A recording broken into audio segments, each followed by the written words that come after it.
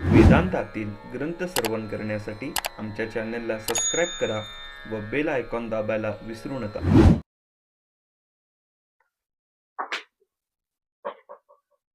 कर्माचा विचार चालू आहे. पूर्व पक्षाच्या मताने त्यांनी आपलं मत मांडलेलं आहे आणि ते मांडत असताना कारणाध्यास आणि कार्याध्यास त्यातून त्यांनी एक आपलं मत प्रगट केलं की कर्माने मोक्ष प्राप्त होतो. आता कर्माने मोक्ष प्राप्त होतो, मग त्या कर्माचं नेमकं स्वरूप काय आहे? मग त्या कर्माचं स्वरूप त्यांनी प्रगट केलेलं आहे. विहित, निषिद्ध. त्या विहित मध्ये आणखी 4 प्रकार सांगितले: नित्य, नैमित्तिक, काम्य आणि प्रायश्चित्त. प्रायश्चित्त म्हणजे आणखी 2 सांगितले: साधारण आणि असाधारण, असे 2 प्रकार सांगितले. या पद्धतीने कर्माचा विचार मांडत असताना त्यांनी बराच विस्ताराने त्याचा विचार मांडलेला आहे. त्यापैकी आपण संचित आणि प्रारब्धाचा विचार केला ना. तर क्रियमानाचा विचार त्यांनी प्रगट केलेला आहे. क्रियमानाचं आपण वाचलं का? कुठं आलो त्या? मग ते चित्तेवरती क्रियमान बोलून गेलो की क्रियमान म्हणजे हल्ली प्राप्त असलेल्या शरीरात केले जाणारे कर्म. ते कसे करावे एवढे सांगावयाचे आहे. मोक्षणे नित्य व नैमित्तिक कर्म करावे. त्यापासून पुण्य उत्पन्न होत नाही, फक्त पापाचा प्रतिबंध होतो. म्हणजे नित्य नैमित्तिक कर्मापासून पाप किंवा पुण्य यापैकी काही उत्पन्न होत नाही. काम्य व निषिद्ध कर्मे करू नयेत. रोजच्या क्रियमानामध्ये काय करावं मोक्षाने त्यांनी मत मांडलेलं आहे. नित्य नैमित्तिक कर्माने त्याचं मत आहे की पुण्य निर्माण होत नाही, फक्त पापाचा प्रतिबंध होतो. कमीत कमी मोक्षाने काम्य कर्म करू नये, निषिद्ध कर्म करू नये. काम्य कर्म केलं तर पुण्य निर्माण होतं आणि निषिद्ध कर्म केलं तर पाप निर्माण होतं. पाप आणि पुण्य निर्माण झालं की ते संचितात जमा होतं. संचितात जमा होईल असं मुमुक्षुने काय करायचं नाही. संचितामध्ये जमा झालं की शास्त्र सांगतं जन्म घ्यावा लागतो. थोडं का विना काम्य कर्म केलं ना ते पुण्य निर्माण होतच. काय निषिद्ध कर्म केलं की त्याच्यातून पाप निर्माण होतच. थोडं जरी केलं तरी ते भोगावं लागतं. तेवढं भोगण्याकरता तुम्हाला संबंध येतोच. म्हणून मुमुक्षेने ते करायचं नाही, फक्त नित्य नैमित्तिक कर्म करायचं असं त्यांनी मत सांगितलं. काम्य कर्म केले नाही म्हणजे पुण्य उत्पन्न होत नाही, आणि निषिद्ध कर्म केले नाही म्हणजे पाप उत्पन्न होत नाही. कदाचित प्रमादे करून म्हणजे नजर चुकीने निषिद्ध कर्म घडले तर असाधारण प्रायश्चित्त करावे आणि संचितातील अज्ञात पातकांच्या नाशाकरता ईश्वर नामोच्चारणादी साधारण प्रायश्चित्त करावे. काही घडलं प्रायश्चित्त, काही पाप घडलं तर त्याच्याकरता असाधारण म्हणजे अमुकच एक त्याच्याकरता कर्म सांगितले ते करा आणि निवृत्त करा. आणि काही आपल्या मागच्या जीवनातलं संचितातलं पाप आहे, काही भोग आपल्या वाट्याला आलेले आहेत. त्याच्या निवृत्ती करता काय करा? त्याच्या निवृत्ती करता भगवंताच्या नामस्मरणाचं अनुष्ठान करा. ते साधारण सांगितलं. हे सगळ्याला लागू पडतं बरं का, अ पासून ह पर्यंत. कोणतंही जीवनामध्ये जर दोष घडला तर या नामस्मरणाने निवृत्त होतो. मग सर्वांनी साधारण प्रायश्चित्त करावे. म्हणजे भगवंताचं नामस्मरण हे साधारण प्रायश्चित्तामध्ये येतं. असाधारण जे सांगितलेलं आहे त्या प्रत्येक पाप जे काय कराल त्याच्यासाठी वेगवेगळे सांगितले. वेगवेगळी साधनं वेगळी सांगितली, एकच साधन नाही. काय तुमचा दोष जसा दोष घडला तसं त्याला ते साधन सांगितलं. हो, आता उदाहरण सांगितलं त्यांनी, त्या संन्याशाचं उदाहरण दिलं. त्याला त्यांनी ते करावं. म्हणजे जी जी काही दोष जीवनामध्ये घडतात त्याच्याकरता काही विशिष्ट साधनं सांगितलेत आणि त्या साधनाने ते पाप जातं, दुसऱ्या साधनाने जात नाही. साधारण प्रायश्चित्ताने पण जाऊ शकतो ना, नामस्मरणातून जाऊ शकतो. हो जातं, पण काही साधना करता काही ठराविक साधनं सांगितली निवृत्ती करता. आता एखादा व्यवहारामध्ये सुद्धा विचार आहे, एखाद्याला अमुक अमुक रोग झालेला आहे, त्या रोगाकरता तेच औषध घेतलं पाहिजे, तेच औषध. आता सर्दी आहे, डोकं दुखतंय, ताप येतोय, ही गोळी कुणाला सारखी चालते? ही गोळी कुणाला सारखी चालते? त्यात काय डॉक्टरकडे जावं लागत नाही, मेडिकल मध्ये घेतलं तरी चालते. पण तुम्हाला कर्करोग झालाय, तापाची गोळी खाऊन जाणार नाही काय जाईल? अहो ते पण औषधच आहे ना. ते औषध असलं तर त्या औषधाने ते निवृत्त होत नाही ना. म्हणून त्या त्या प्रायश्चित्ता करता ते कर्म सांगितलं प्रायश्चित्त. हे पूर्व पक्षाचं मत आहे बरं का, लक्षात ठेवा, पहिल्यांदा ऐकून घ्या. तर नामस्मरणाचं वर्णन करताना असं वर्णन केले, सगळी पाप जातात असं निवृत्त वर्णन केले शास्त्रामध्ये बरं का. कोणतंही पाप असू दे, कोटी ब्रह्महत्या मुख पाहता जाते. ब्रह्महत्येचं पातक निवृत्त करण्याकरता काही विशेष प्रायश्चित्त सांगितलंय.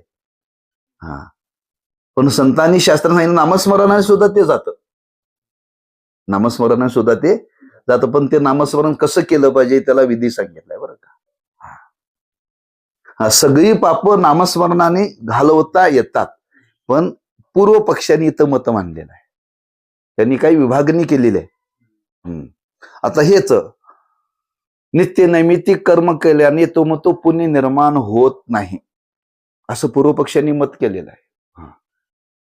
पण शास्त्रकारांनी मत म्हणताना सांगितलं नित्य नैमिक कर्माने अंतःकरणाची शुद्धी होते, त्याच्यामध्ये जे पुण्य निर्माण होतं ते निष्काम होतं.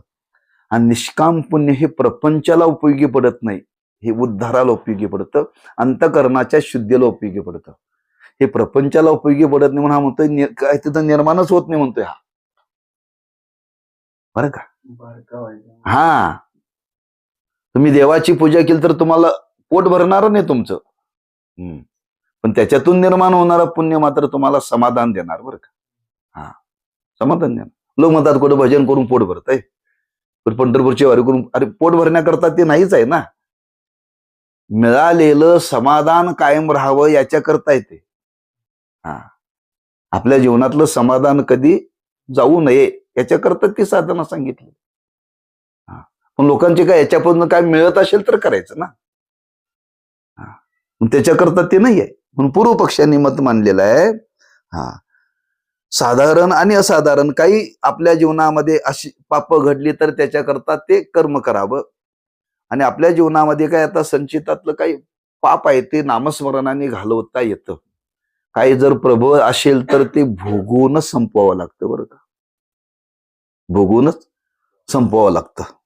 म्हणून अज्ञात पातकाच्या नाशाकरता ईश्वर नामोच्चारणाआधी साधारण प्रायश्चित्त करावे. अज्ञात रूपाने काही पाप घडलेलं आहे, अज्ञात रूपाने जाणीवपूर्वक केलेलं नाही. काही जाणीवपूर्वक केली जातात आणि काही अजाणत्याने पणाने होतात. रस्त्याने जाताना आपण बरंच आपल्या पायाखाली मुंग्या कितीतरी मरतात, माणसं काय पाय पगून टाकतोय, किती मरतात. शेतकरी शेतामध्ये नांगरत असताना पेरत असताना कितीतरी मरतात. तू का त्याचा हेतू का मारण्याचा आहे का? नाहीये, पण त्याच्याकडे ती घडतात. अशी बरीच पाप आहेत, ही नामस्मरणाने निवृत्त होतात, नामस्मरणाने निवृत्त होतात. म्हणून साधारण प्रायश्चित्त करावे, म्हणजे ईश्वर नामोच्चारणाआधी संचितातील काम्य कर्माचा फलेच्छा भावाने नाश झालाच आहे बरं का. त्यानं काय म्हणले, पाप पुण्योत्पत्तीच संचितातील काम्य कर्माचा फलेच्छा भावाने नाश झालाच आहे. आता त्याच्या अंतःकरणामध्ये काम्य करण्याची इच्छा नाहीये एक. आणि काम्य कर्म त्यांनी केलेलं आहे आणि त्याला फल प्राप्त झालेलं आहे. आता ते नाश पावलेला आहे.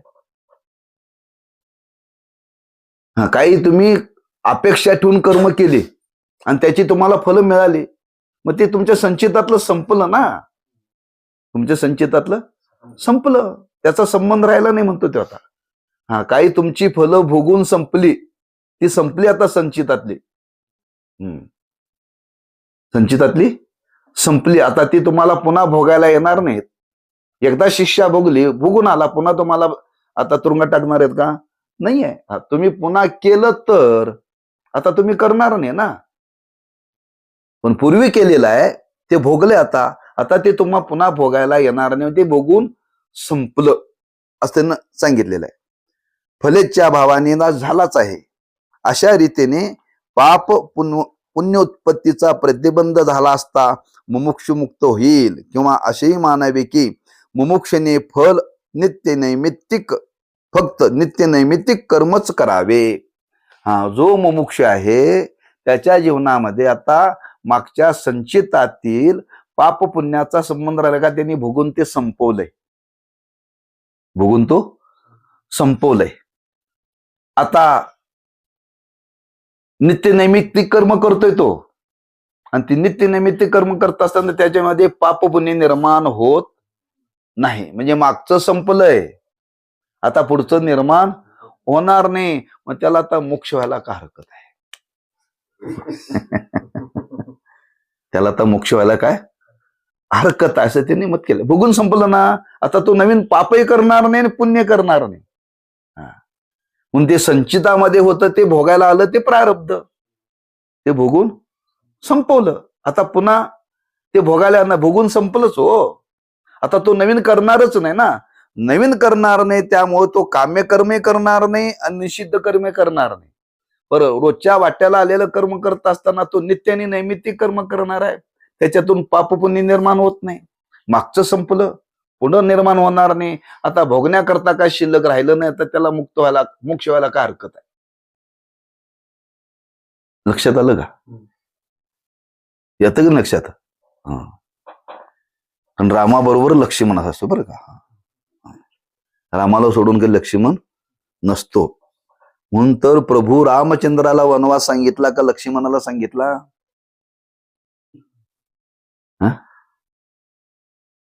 प्रभू रामचंद्राला, पण लक्ष्मण म्हटला मी दादा येणार. जिथं राम असतो तिथं लक्ष्मण असतो. म्हणजे या शब्दाचा अर्थ काय?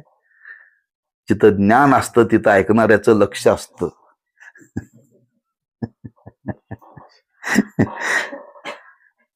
अशा रीतीने पाप पुण्योत्पत्तीचा प्रतिबंध झाला असता मुमुक्षुमुक्त होईल, किंवा असेही मानावे की मुमुक्षुने फक्त नित्य नैमित्तिक कर्म करावे, प्रायश्चित्त कर्मच करूच नये.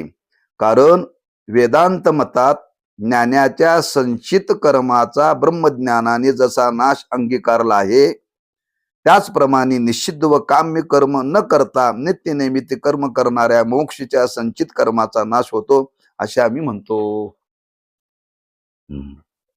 त्यांनी काय वाक्य सांगितलं? वेदांत मतामध्ये, सिद्धांत मतामध्ये असं त्यांनी वर्णन केले की ब्रह्मज्ञानाने सगळ्या कर्माचा नाश होतो.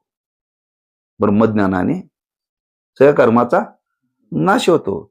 जर ब्रह्मज्ञानाने जर सर्व कर्माचा नाश होतो, तर आता आम्ही तुम्हाला सांगितलंच, मुमुक्षु मागचं काय कर्म होतं ते भोगून संपलेलं आहे. आता त्याच्या जीवनामध्ये तो कामी कर्म करत नाही आणि निषिद्ध कर्म करत नाही. म्हणजे नवीन पापही निर्माण होत नाही आणि पुण्य निर्माण होत नाही. आता फक्त तो नित्य नैमित्तिक कर्मच करतोय. नित्य नैमित्तिक कर्म करतोय. त्याच्यामुळं आता त्याच्या जीवनामध्ये मागच्या संचितातल्या कर्माचा संबंध राहिला नाही, नवीन काय त्याने केलेलं नाही. तेव्हा नित्य नैमित्त कर्म करणाऱ्या मुमुक्षूच्या संचित कर्माचा नाश होतो, असे आम्ही मानतो. आता तो नित्य नैमित्तिक कर्म करण्यामध्ये प्रवृत्त झालेला आहे. त्याच्या जीवनामध्ये पाप पुण्य शिल्लक राहिलेलं नाही. म्हणजे आता तो कर्मच करतोय नुसतं नित्य नैमित्तिक. पण नित्य नैमित्तिक कर्मामध्ये पाप पुण्य निर्माण होत नाही. मागचं भोगून संपलेलं आहे. नवीन करण्याकरता निषिद्ध करत नाही आणि काम्य करत नाही. मग त्याला आता कर्माने मोक्ष व्हायला हरकत काय, असं आमचं मत आहे. तुमचं मत काय आहे? हा, पाप पुण्याचा सगळा खेळ आहे ना.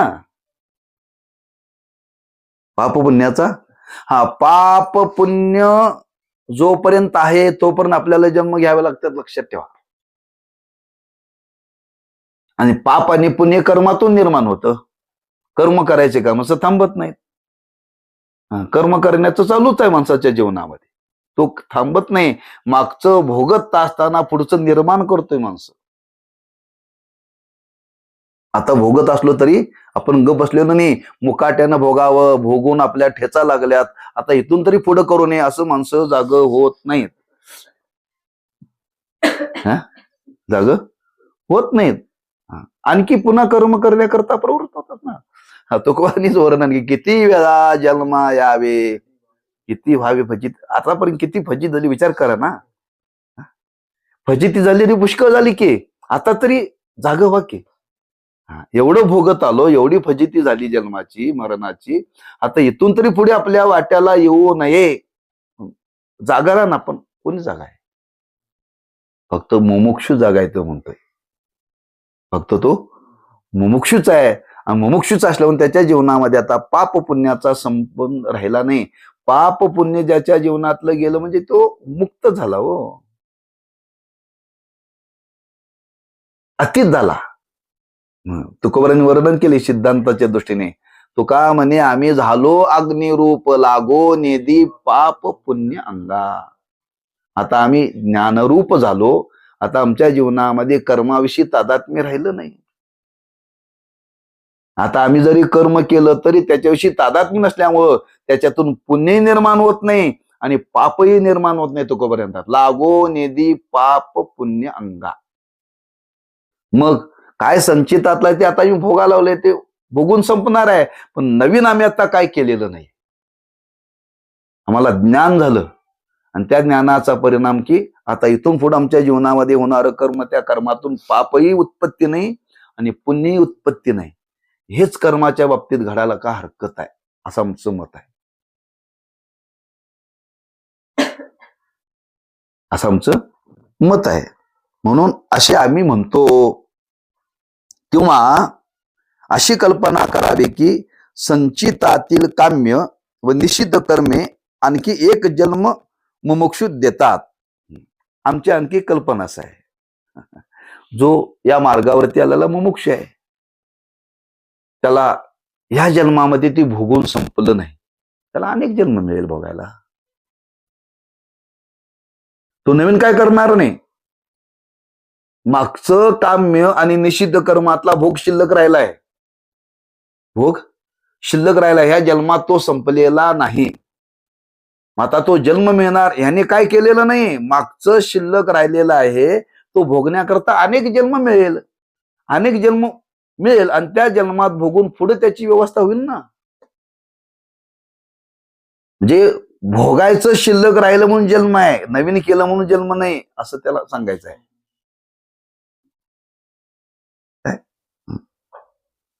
संचितातील काम्य व निषिद्ध कर्मे आणखी एक जन्म मुमुक्षुस देतात, असं आमचं मत आहे. आता त्याच्या जीवनामध्ये नवीन पाप पुण्य निर्माण होत नाही. कुणी प्रश्न करतो, आमची एक कल्पना आहे. समजा त्याला जन्म मिळाला, तो कुठला मिळाला, मागचं शिल्लक राहिले म्हणून मिळाला, मग ते पुढच्या जन्मामध्ये भोगून संपेल त्याला. समजा पुढच्या जन्मात भोगून नाही संपलं, पुढचा मिळेल आणखी एक. समजा त्याही जन्मामध्ये भोगून संपलं नाही, त्याचा पुढचा मिळेल. पण राहिलेलं भोगण्याकरता मिळेल. त्याच्या जीवनामध्ये नवीन काही निर्माण होणार नाही. नवीन काही निर्माण होणार नाही अशी आमची कल्पना आहे, असं तू पूर्वपक्ष म्हणतो बरं का. अशी कल्पना करा की अशी कल्पना करा की संचितातील काम्य व निषिद्ध कर्मे आणखी एक जन्म मुमुक्षुस देतात. अथवा योगमतात असं वर्णन केलेलं आहे. योगी पुरुषास एकाच काली सर्व संचित कर्मापासून जशी अनंत शरीरे प्राप्त होऊन फलभोग होतो, तसा मुमुक्षुस उत्तर जन्माचे ठिकाणी एकाच शरीरात सर्व कर्माचा फलभोग होतो. त्यांनी योग्याचं उदाहरण दिले. योग्याचं उदाहरण दिले. योग मतामध्ये असं वर्णन केलेलं आहे की योगी पुरुषात एकाच काली सर्व मागचं राहिलेलं संचित कर्म भोगून अनंत शरीरे प्राप्त होऊन फलभोग होतो. बर का? म्हणजे कसं आहे, मागचा भोग शिल्लक राहिलेला आहे. तुमचा भोग जेवढा आहे तो भोगायचा संपवायचा, भोगायचा संपवायचा, भोगायचा संपवायचा. 100 वर्षामध्ये तुमची राहिलेली सगळे जन्म होऊन सगळं संपून जाते, असं योग मतामध्ये वर्णन केलंय. बरं का? कमी कालावधीत कमी कालावधीमध्ये अनेक जन्म होऊन तुमचं भोगून संपतंय. नुसता भोग आहे ना, नवीन केलं की जन्म वाढतात. हो,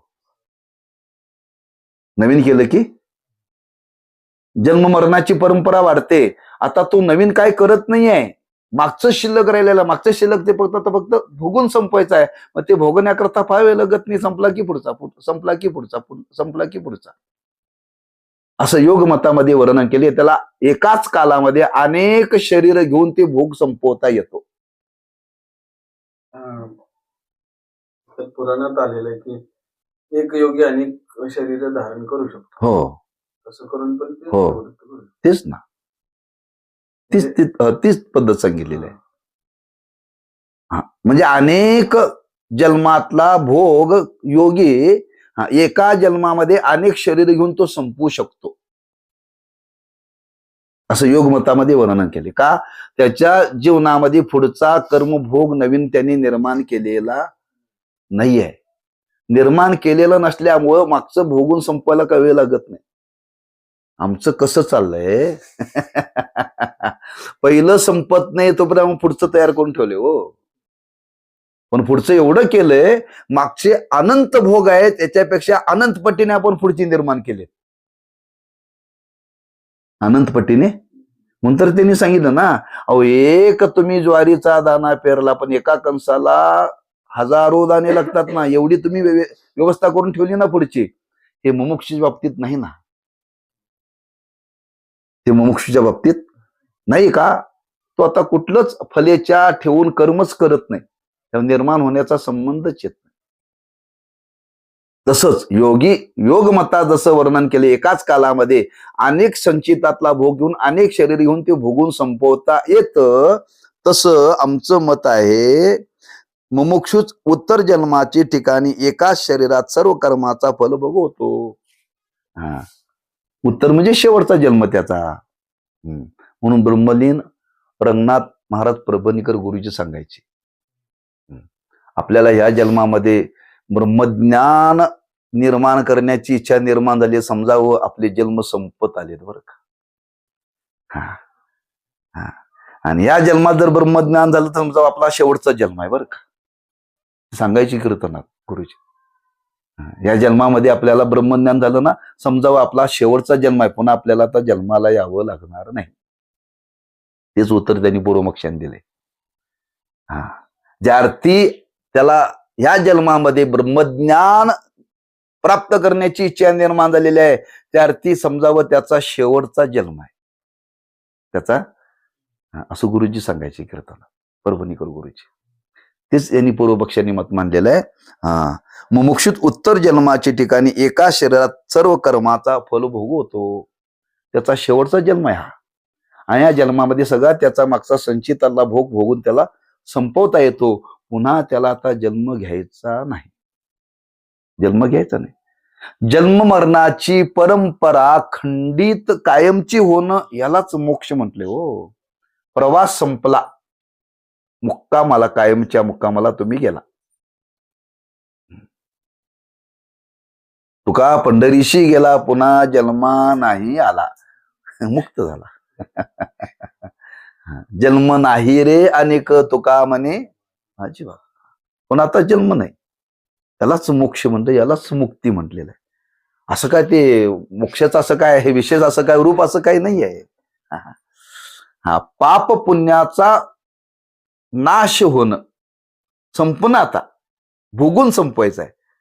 आणि त्याला आता ज्ञान झाल्यामुळं तो आता अधिकारी झाल्यामुळं तो नवीन निर्माण करणार नाही ना.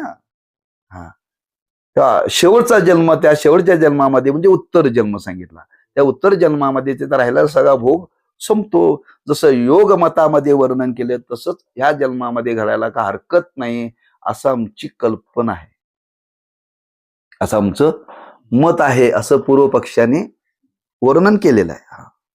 अथवा नित्य नैमित्तिक कर्मानुष्ठान करते जे क्लेश होतात ते जन्मांतरीच्या संचितातील निश्चित कर्माचे फल आहे, म्हणून दुसरा जन्म निश्चित कर्म भोगण्याकरता प्राप्त होत नाही.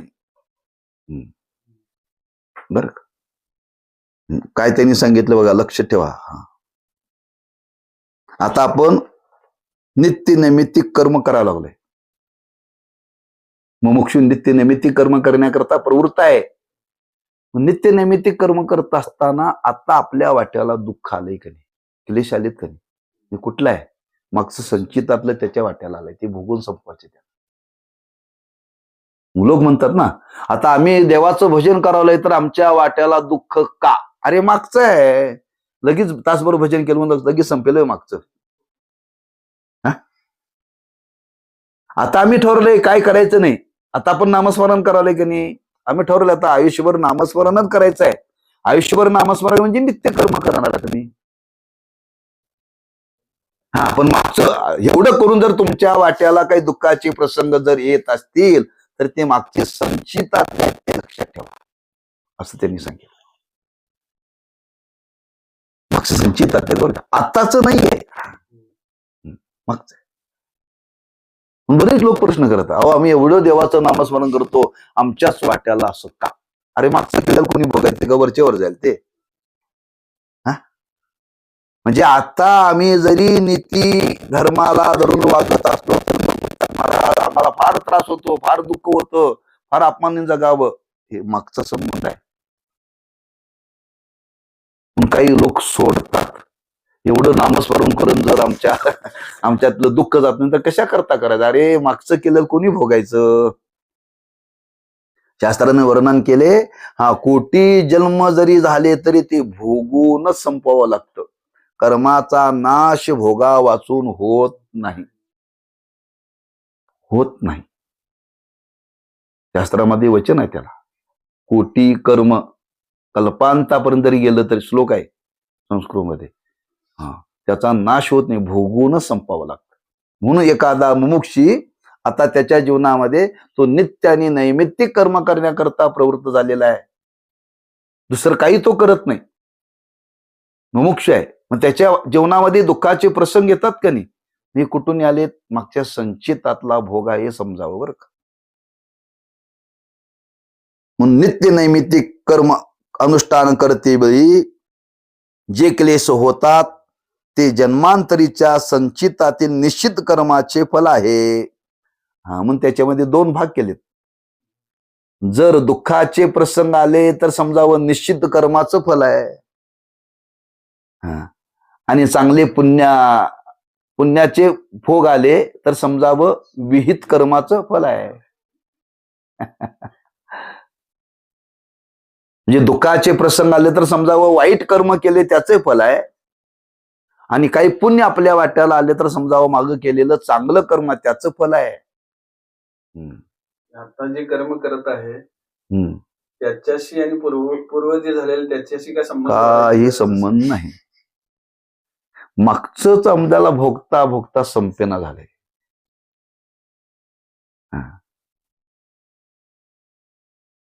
तरी आपण नवीन करतोय आपली अवस्था, पण मुमुक्षू मात्र आता अशा अवस्थेला आलाय, तो नवीन कर्म करण्याकरता आता प्रवृत्त नाही, त्याचं क्रियमान आता निर्माण होत नाही. फक्त मागचं आता भोगायचं ते भोगून संपलं पाहिजे. म्हणून निषिद्ध कर्म पापाच्या रूपाने येतं आणि काम्य कर्म भोगाच्या पुण्याच्या रूपाने येतं. म्हणून महाराज सांगायचे, आपल्या जीवनामध्ये जास्त दुःखाचे प्रसंग जर आले तर समजावं आपल्या जीवनातलं पाप संपत चाललंय. पाप संपत चाललंय. आणि आपल्या जीवनामध्ये पुण्याचे जास्त जर दिवस आले तर समजावं आपल्या जीवनातलं पुण्य संपत चाललंय. म्हणून महाराज म्हणायचे आपल्या जीवनामध्ये पापाचे दिवस जास्त यावेत का पुण्याचे दिवस जास्त यावेत? का आपल्या जीवनातलं पाप संपावं, दुःखाचे दिवस जास्त यावेत. बरं का, लोक म्हणतात आम्हाला दुःख नको. अरे दुःखाचे दिवस जास्त देवाकडे बघा. का म्हणजे पाप भोगून संपावं, पाप भोगून संपवावं. पुण्य भोगून संपणारच आहे, पण अधिक अधिक पाप आमच्या जीवनातलं लवकर जावं म्हणून अधिक अधिक देवा आम्हाला नेहमी दुःखाचेच प्रसंग दे बरं का म्हणायचं देवाला. म्हणून कुंतीने भगवान श्रीकृष्णाकडे काय मागितलं, मला देवा सतत असं संकटातच ठेव म्हणले. संकटातच ठेव. कधी मागितलं हे? युद्ध संपल्यावर. आता त्यांना राज्य मिळालं, सगळं मिळालं. आता काय म्हणले, आत्या तुझ्या अपेक्षा काय आहे? काय नाही म्हणले, आम्हाला असं दुःखात ठेव. काय का त्या निमित्ताने तुझं स्मरण होईल ना म्हणले. जर सुखात ठेवला तर तुला आम्ही विसरणार. म्हणून दुःखाचे प्रसंग जीवनामध्ये जर यायला लागले तर समजावं आपला निश्चित कर्माचा भोग संपत चाललेला आहे. आणि पुण्याचे जर दिवस आपल्या जीवनामध्ये भोगायला आले तर समजावं काम्य कर्माचा भोग संपत चाललेला आहे.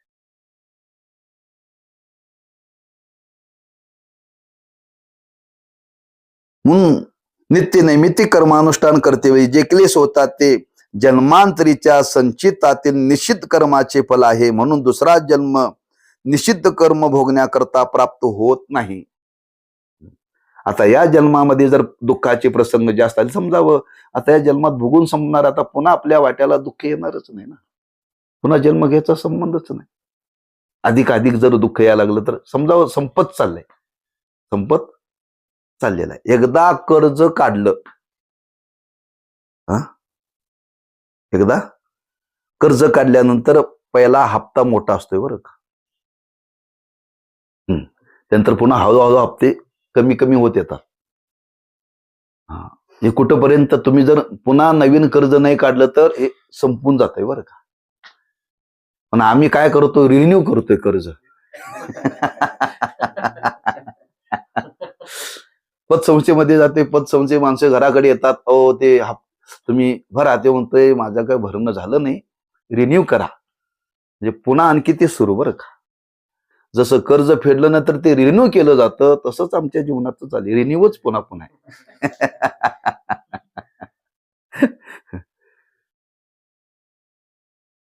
म्हणून भोग प्राप्त होत नाहीत.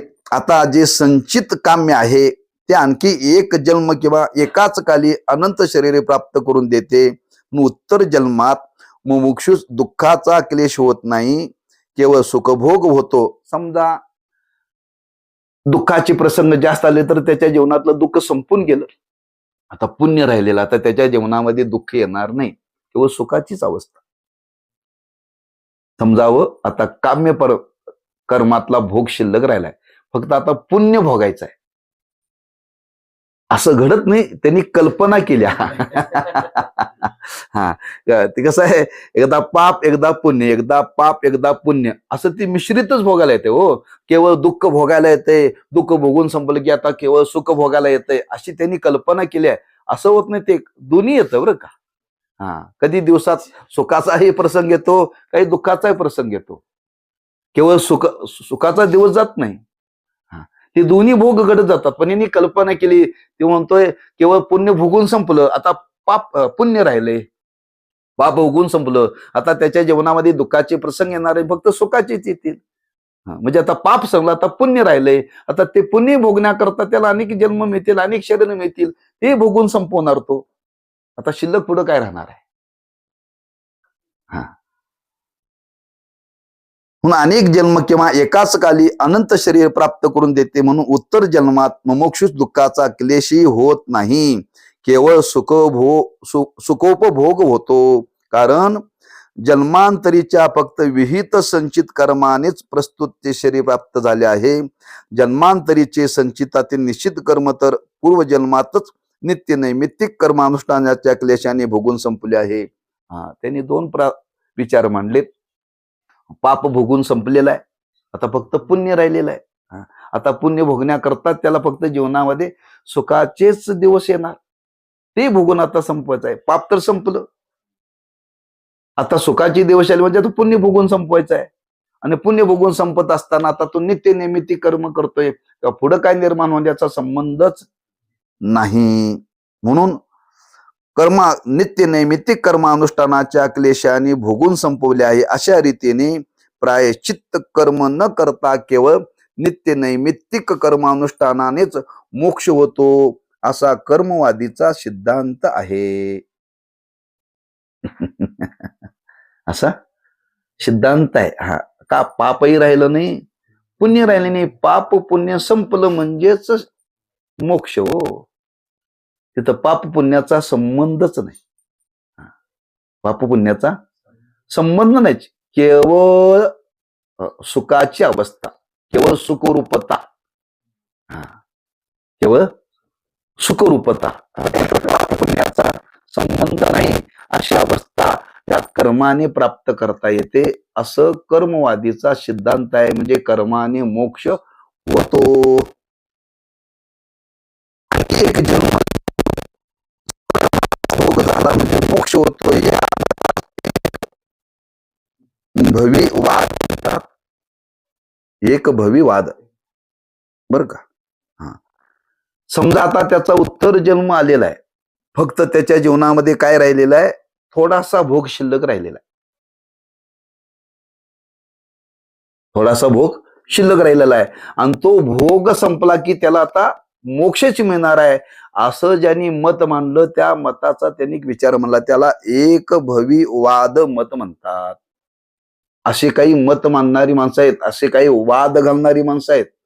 आमचं मत असं आहे, त्यांना सांगितलं तुम्ही या मताचे झाले.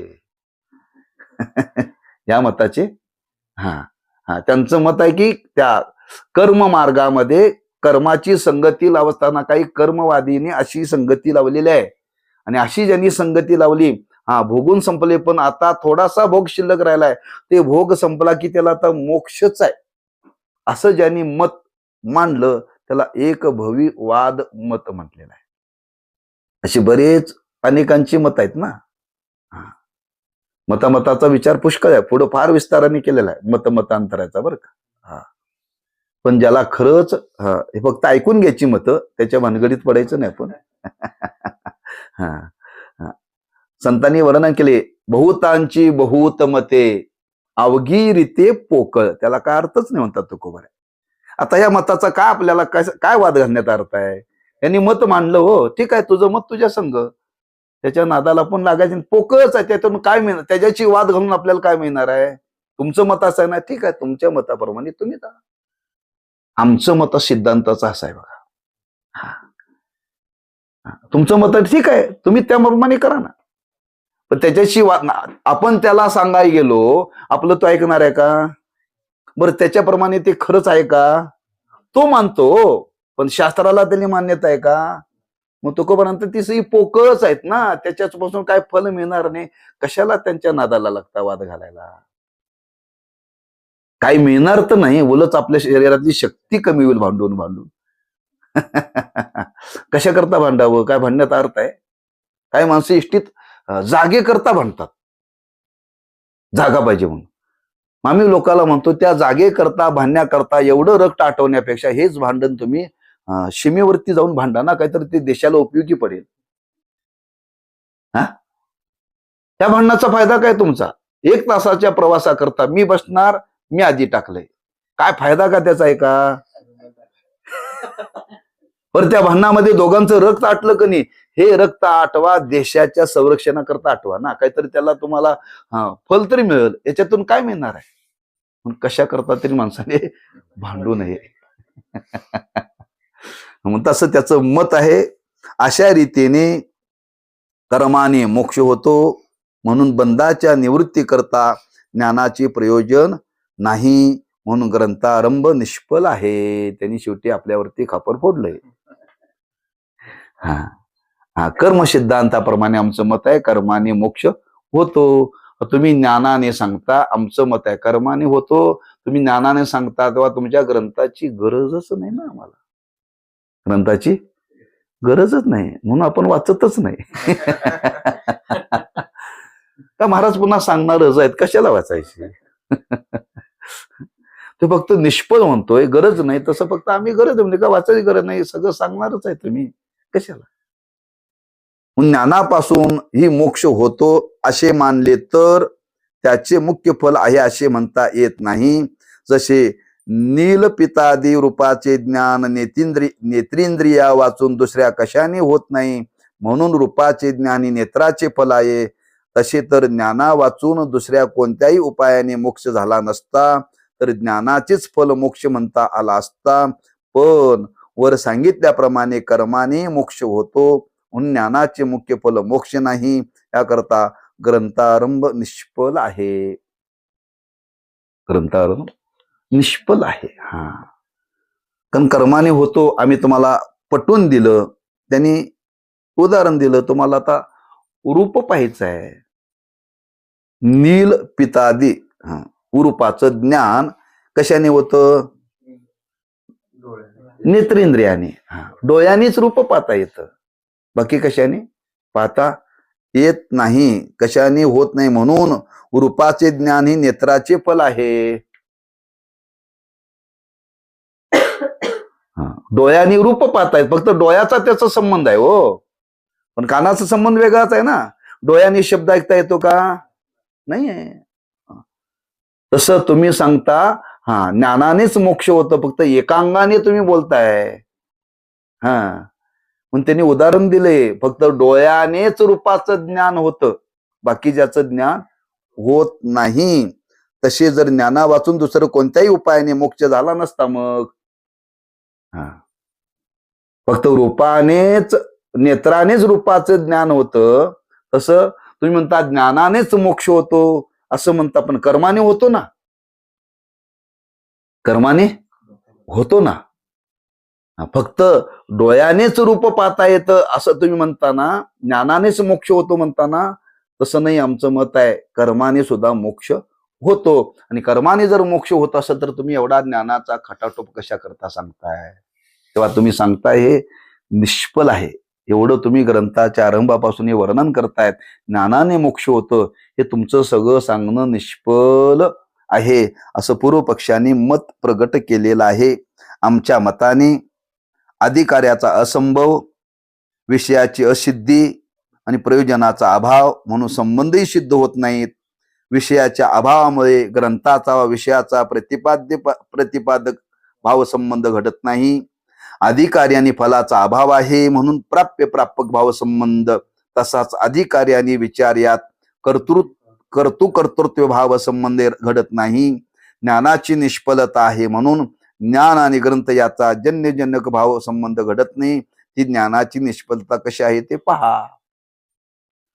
संबंध आपण मागे बघून आलोय, हे सगळे तुमचे संबंध निष्फलच आहेत. ज्ञानाचा संबंधच नाही. जन्यजनक भाव, प्राप्यक भाव, कर्तृत्व भाव हे कुठं लागूच पडत नाहीत. कशाला ते सांगताय तुम्ही? त्याचा काय संबंध जीवनामध्ये राहिला नाही. म्हणून त्यांनी आणखी त्याचा विस्तार केलेला आहे बरं का.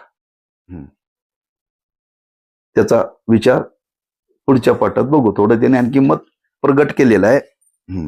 त्याच्यानंतर मग सिद्धांत मताचा विचार आहे. फक्त वाचून टाकतो. वेदांती मतात त्याप्रमाणे मोक्ष प्राप्त करून घेणारे अद्वैत ब्रह्मज्ञान उत्पन्न होणेच शक्य नाही.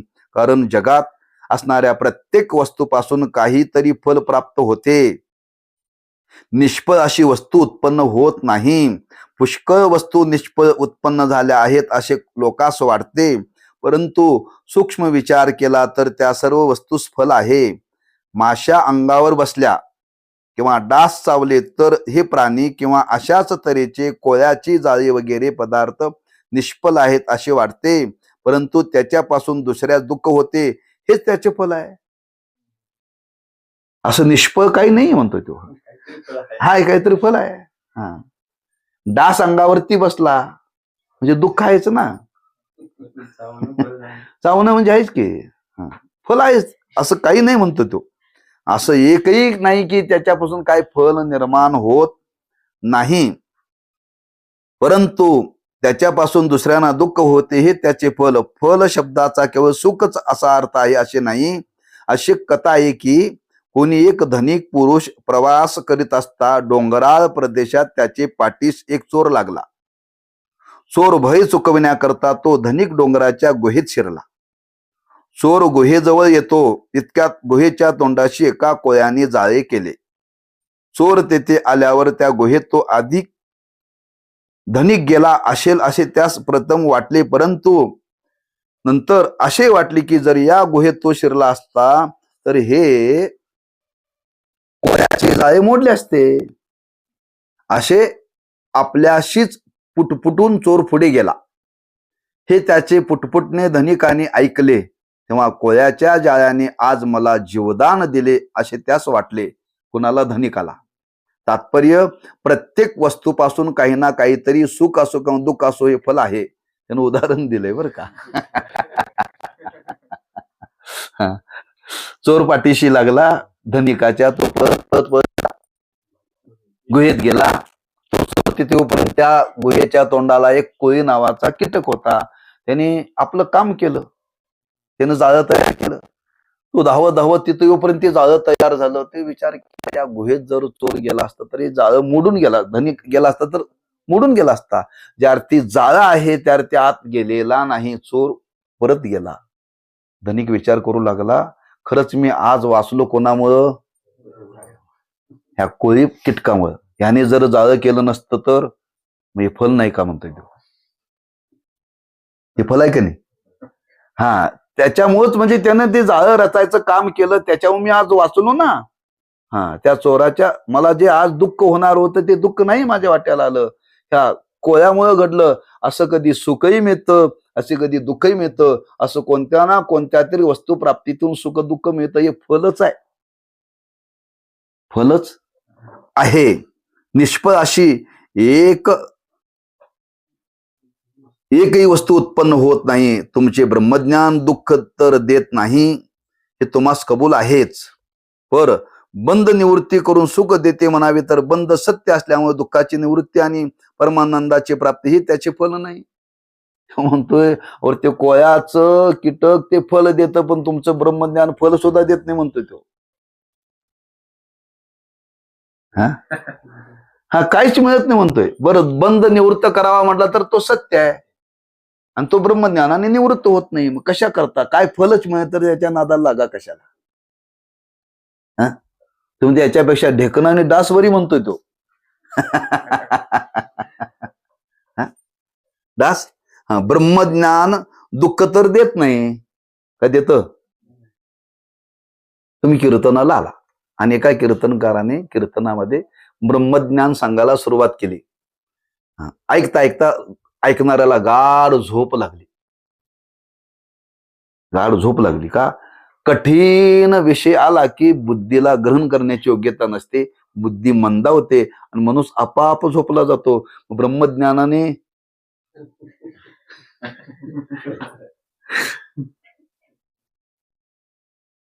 काय दुःख झालं का? तो अहो तासवर विचारसागर सांगत होता, पण तुला झोप चांगली लागली ना. दुःख तर काही नाही ना. तुमच्या ब्रह्मज्ञान ऐकून दुःखही कोणाचं जात नाही. काय? दुःखही तुमचं कोणा जात नाही. बरं, सत्य असणारा बंध निवृत्त केल्यानंतर तो जावा आणि सुखाची प्राप्ती व्हावी म्हटलं तर तो ब्रह्मज्ञानाने सत्य वस्तूची निवृत्ती होत नाही, खोटा असावा लागतो. तेव्हा तुमचं या ब्रह्मज्ञानाने मिळणार जे सकल दुःखाची निवृत्ती आणि परमानंदाची प्राप्ती हे फल नाही. कोणत्याही प्रकाराने ब्रह्मज्ञानाचे फल सिद्ध होत नाही. आणि सफल वस्तू जन्य म्हणजे उत्पन्न होते असा नियम आहे.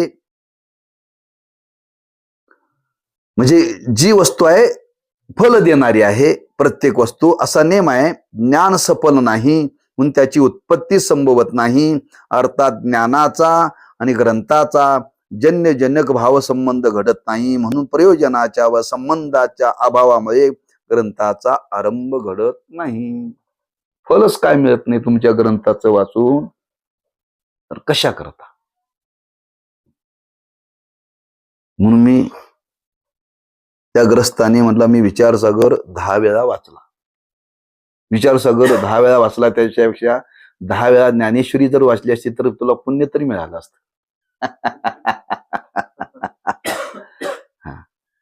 हा ग्रंथ वाचून काय तुम्हाला पुण्य मिळणार आहे का? हा शास्त्रीय ग्रंथ आहे हो. हा हे वाचण्याकरता तुमच्या अंतःकरणामध्ये तीव्रताच लागेल तर काय तुम्हाला याचा परिणाम हो. बरं का? तीव्रताच पाहिजे तर काय याचा परिणाम जीवनामध्ये होईल. तुमच्या जीवनामध्ये तीव्रता नाही आहे. मग सामान्याने काय करा, हरिमुखे म्हणा, हरिमुखे म्हणा, पुण्याची गणना कोण करी.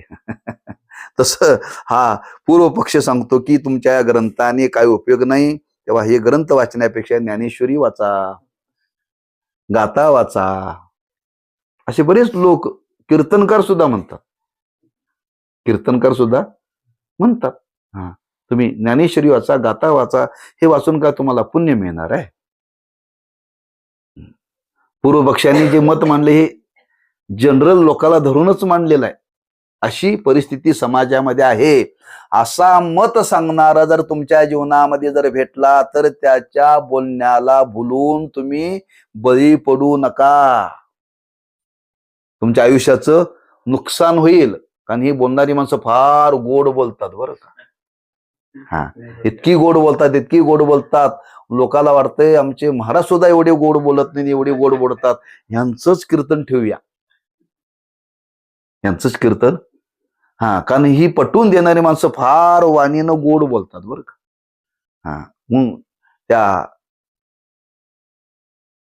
कोणतो चारवाक, चारू म्हणजे गोड, वाक म्हणजे बोलणं. हा चारवाक फार गोड बोलतो बरं का. आणि ते हेच बोलतो तो. हा तो हेच सांगतो, अरे मोक्ष भिक्ष काय नाही, खाओ पिवो मजा करो. हा मरण आलं की हाच मोक्ष. आपण ज्या दिवशी मेलो ना, हाच मोक्ष आहे. मागचं कोण बघितलंय, पुढचं कोण बघितलंय, कोणाला आठवतंय किंवा मोक्ष भिक्ष दुसरा असला काही नाही, हाच आहे. हे चारवाकांनी सांगितलं. हे लोकांना गोड वाटतं ना ऐकायला. म्हणून अशी मुमुक्षूच्या जीवनामध्ये ज्याला खरंच आहे मतमतांतर निर्माण होतात. अनेक मताला तो बळी पडू नये, अनेक मताला तो बळी पडू नये. सिद्धांत मताशी निष्ठा राहून त्याच्या जीवनामध्ये मोक्ष प्राप्त व्हावा म्हणून हीच ग्रंथकर्त्याने मत निर्माण केलेत. हे तो कोणी दुसरा सांगण्याला आलेला नाही.